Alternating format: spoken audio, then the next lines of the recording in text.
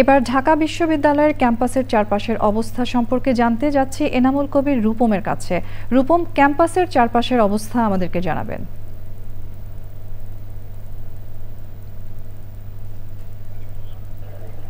ছয়টি প্রবেশ পথ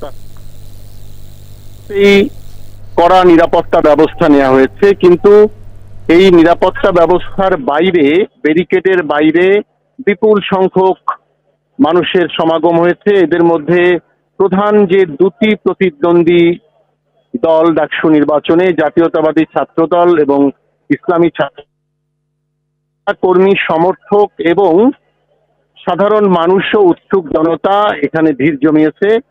রাত যতই বাড়ছে ততই তাদের সংখ্যাও বাড়ছে। তারা ভিড় জমাচ্ছে। তাদের সবারই জল্পনা কল্পনা এই নির্বাচনে কে জয়লাভ করছে, বিশেষ করে ভিপি, জিএস এবং এজিএস পদের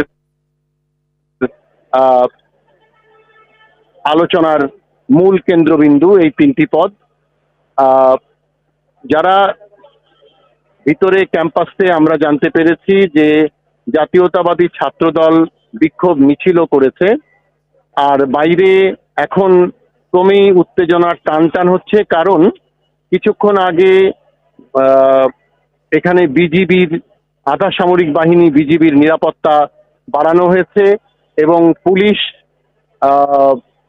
এখানে যারা অবস্থান করছেন ব্যারিকেডের বাইরে, তাদেরকে ব্যারিকেডের বাইরেও থাকতে দিচ্ছে না।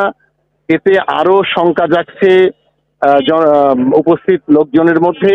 এই পরিস্থিতিতেই ভিতরে ভোট গণনা চলছে। তাহমিনা।